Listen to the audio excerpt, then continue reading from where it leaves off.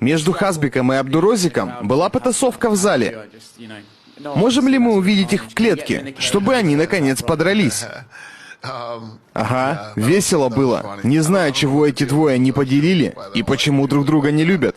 Слишком похожие люди, наверное, поэтому. Ну да, бывает. Это жесткий бизнес.